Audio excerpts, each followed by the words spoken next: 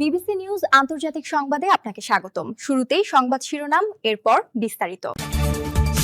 আফগানিস্তানের সাথে পাকিস্তানের আবারও ভয়াবহ যুদ্ধ শুরু হয়েছে।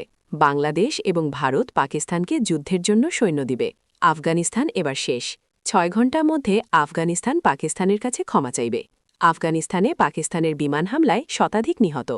মালয়েশিয়ায় ৫০ দিনে বাংলাদেশিসহ ৭,০০০ অবৈধ অভিবাসী আটক। যুক্তরাষ্ট্রে নিযুক্ত সাবেক ব্রিটিশ রাষ্ট্রদূত গ্রেফতার। নাগরিকদের দ্রুত ইরান ছাড়ার নির্দেশ ভারতের। এতক্ষণ শুনছিলেন সংবাদ শিরোনাম, এখন বিস্তারিত। আপনি যদি মুসলিমদের পাশে থাকতে চান তাহলে ভিডিওতে লাইক করে চ্যানেলটি অবশ্যই সাবস্ক্রাইব করে দিবেন এবং কমেন্টে জানিয়ে দিবেন আপনার মূল্যবান মতামত। এখন বিস্তারিত। আফগানিস্তানে পাকিস্তানের বিমান হামলায় শতাধিক নিহত। পাকিস্তান আফগানিস্তানের ৩টি প্রদেশে বিমান হামলা চালিয়ে শতাধিক সন্ত্রাসীকে হত্যা করেছে বলে জানিয়েছেন দেশটির পার্লামেন্টারি বিষয়ক মন্ত্রী তারিক ফজল চৌধুরী। সোমবার ২৩ ফেব্রুয়ারি সিনেট অধিবেশনে তিনি এ তথ্য জানান। অধিবেশনটির সভাপতিত্ব করেন ইউসুফ রেজা গিলানি। তারিক ফজল চৌধুরী বলেন, পাকিস্তানের ভেতরে চলমান সন্ত্রাসী হামলার প্রেক্ষাপটে আত্মরক্ষার অংশ হিসেবে এই অভিযান পরিচালিত হয়েছে। সংসদ সদস্যদের উদ্দেশ্যে দেওয়া বক্তব্যে তিনি জানান, আফগানিস্তান থেকে সন্ত্রাসবাদ পরিচালিত হওয়ার প্রমাণ তালেবান প্রশাসনের কাছে উপস্থাপন করেছে পাকিস্তান। তিনি বলেন, সন্ত্রাসীদের নিরাপদ আশ্রয়স্থল ও প্রশিক্ষণ শিবিরের বিস্তারিত তথ্য আফগান কর্তৃপক্ষকে দেওয়া হয়েছিল। তবে তালেবান সরকার এসব নেটওয়ার্ক ভেঙে দিতে কোনো কার্যকর পদক্ষেপ নেয়নি বলে তিনি অভিযোগ করেন।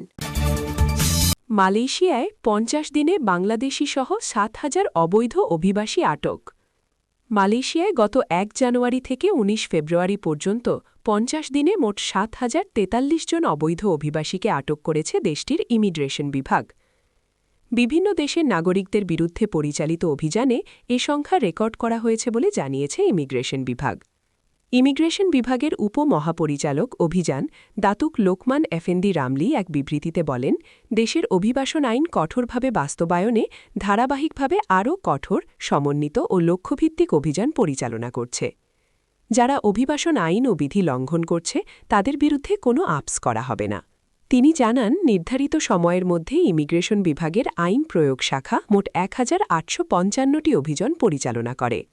এসব অভিযানে ৩০,১৭৭ জনকে পরীক্ষা নিরীক্ষা করা হয়। এর মধ্যে ৭,০৪৩ জনকে অবৈধভাবে দেশে অবস্থানের দায়ে আটক করা হয়েছে।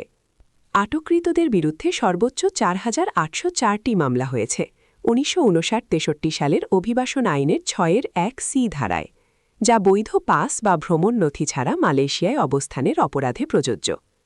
এছাড়া ১,২৫০টি মামলা হয়েছে ১৫-১ ধারায়, অর্থাৎ অনুমোদিত সময়ের বেশি অবস্থান করার কারণে। আরও ৮০৬টি মামলা হয়েছে ১৯৬৩ সালের অভিবাসন বিধিমালার ৩৯ বিধি অনুযায়ী, যা পাসের শর্ত ভঙ্গের সঙ্গে সংশ্লিষ্ট। বাকি ১৮৩টি মামলা অন্যান্য অপরাধের আওতায় নথিভুক্ত হয়েছে। যুক্তরাষ্ট্রে নিযুক্ত সাবেক ব্রিটিশ রাষ্ট্রদূত গ্রেফতার। যুক্তরাষ্ট্রে নিযুক্ত সাবেক ব্রিটিশ রাষ্ট্রদূত পিটার ম্যান্ডেলসনকে সরকারি পদে অসদাচরণের সন্দেহে গ্রেফতার করেছে লন্ডন পুলিশ। দণ্ডপ্রাপ্ত যৌন অপরাধী জেফ্রি অ্যাপস্টিনের সঙ্গে তার ঘনিষ্ঠ সম্পর্কের বিষয়ে নতুন তথ্য প্রকাশের পর থেকে যুক্তরাজ্যে বিতর্কের কেন্দ্রে রয়েছেন তিনি। গত সেপ্টেম্বরে ম্যান্ডেলসনকে মার্কিন রাষ্ট্রদূতের পদ থেকে সরিয়ে দেয়া হয়। অ্যাপস্টিনের সঙ্গে তার বন্ধুত্বের গভীরতা স্পষ্ট হওয়ার পরই ওই সিদ্ধান্ত নেওয়া হয়। চলতি মাসের শুরুর দিকে ব্রিটিশ সরকার এই সাবেক রাষ্ট্রদূত ও অ্যাপস্টিনের মধ্যকার যোগাযোগ সংক্রান্ত তথ্য হস্তান্তর করার পর তার বিরুদ্ধে ফৌজদারি তদন্ত শুরু করে পুলিশ। লন্ডনের মেট্রোপলিটন পুলিশ এক বিবৃতিতে জানায়, সরকারের একজন সাবেক মন্ত্রীর বিরুদ্ধে তদন্তের অংশ হিসেবে ৭২ বছর বয়সী এক ব্যক্তিকে সরকারি পদে অসদাচরণের সন্দেহে গ্রেফতার করা হয়েছে। নাগরিকদের দ্রুত ইরান ছাড়ার নির্দেশ ভারতের। ইরানে সম্ভাব্য মার্কিন হামলার আশঙ্কার মুখে তেহরানে অবস্থানরত নিজেদের নাগরিকদের অবলম্বে দেশটি ছাড়ার নির্দেশ দিয়েছে ভারত। সোমবার ২৩ ফেব্রুয়ারি ভারতের পররাষ্ট্র মন্ত্রণালয় এক জরুরি সতর্কবার্তায় সে দেশে অবস্থানরত ভারতীয় নাগরিকদের বাণিজ্যিক ফ্লাইট বা অন্য যে কোনো মাধ্যমে দ্রুত ইরান ত্যাগের পরামর্শ দিয়েছে।